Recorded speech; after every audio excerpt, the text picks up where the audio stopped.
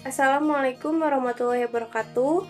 Perkenalkan, nama saya Putri Amalia Priyanti, NPM 196400079. Saya adalah mahasiswi aktif dari Universitas Islam Kalimantan Muhammad Arsyad Al-Banjari, Fakultas Teknik Program Studi Teknik Sipil.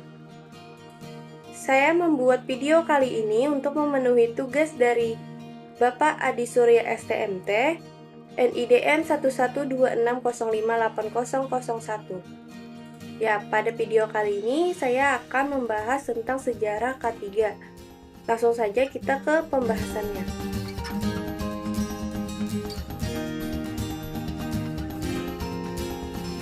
Sejarah K3.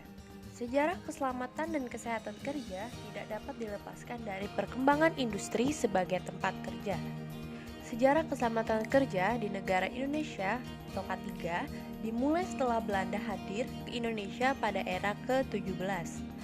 Perkembangan industri ini memunculkan resiko-resiko pekerjaan baru yang tidak terdapat pada tempat kerja tradisional.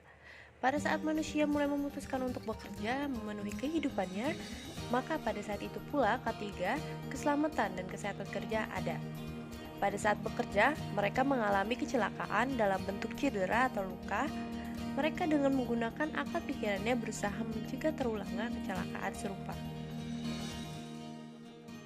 Pengesahan Undang-Undang K3 pada tahun 1853, kemudian disusul Undang-Undang mengenai pengangkutan obat-obatan, senjata, peluru, bahan peledak, atau apapun yang mampu memberikan risiko kecelakaan kerja. Pada abad ke-18, keselamatan dan kesehatan kerja semakin dicermati oleh para cendekiawan. Terbukti di tahun 1905 dikeluarkan perundang-undangan mengenai keselamatan kerja. Perundang-undangan tersebut lebih dikenal dengan Veiligheid Reglement (VR). Sejarah K3. Sejarah K3 sudah dimulai sejak zaman prasejarah. Pada saat itu, manusia sudah mulai berburu, bertani, dan pekerjaan lain untuk mendukung aktivitas kehidupannya. Berbagai macam cara sudah dipikirkan oleh manusia zaman prasejarah, seperti dibuatnya alat bantu macam kapak, pisau, api, semuanya untuk memudahkan pekerjaan manusia.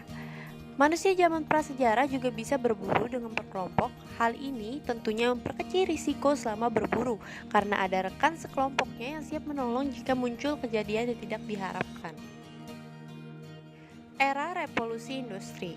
Pada era ini, hal-hal yang turut mempengaruhi perkembangan K3 adalah 1.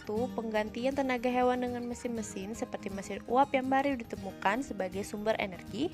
2. Penggunaan mesin-mesin yang menggantikan tenaga manusia. 3. Pengenalan metode-metode baru dalam pengolahan bahan baku, khususnya bidang industri kimia dan logam. Pengorganisasian pekerjaan dalam cakupan yang lebih besar, perkembangannya industri yang ditopang oleh penggunaan mesin-mesin baru. 5. Perkembangan teknologi ini menyebabkan mulai muncul penyakit-penyakit yang berhubungan dengan pemajaman karbon dan bahan-bahan sisa pembakaran. Pada era mendatang, perkembangan K3 pada masa yang akan datang tidak hanya difokuskan pada permasalahan K3 yang ada sebatas di lingkungan, industri, dan pekerja. Perkembangan K3 mulai menyentuh aspek-aspek yang sifatnya publik atau masyarakat luas. Penerapan aspek-aspek K3 mulai menyentuh segala sektor aktivitas kehidupan dan lebih bertujuan untuk menjaga harkat dan martabat manusia serta penerapan hak asasi manusia demi terwujudnya kualitas hidup yang tinggi. Upaya ini tentu saja lebih banyak berorientasi kepada aspek berperilaku manusia yang merupakan perwujudan aspek-aspek K3. Kesimpulannya ialah tantangan keselamatan dan kesehatan kerja di zaman modern bagi Indonesia bahkan lebih besar lagi. Contohnya saja, pada tahun 2012, 9 pekerja meninggal setiap harinya akibat kecelakaan kerja. Hal ini dikutip dari Jamsostek 2014. Bahkan, dunia keselamatan kerja Indonesia baru saja dihantam oleh tragedi Mandom dan tragedi pabrik petasan di Tangerang. Hal ini seharusnya tidak membuat kita cepat puas atas pencapaian keselamatan dan kesehatan kerja di Indonesia dan selalu bersemangat untuk mengatasi tantangan yang ada ke depannya.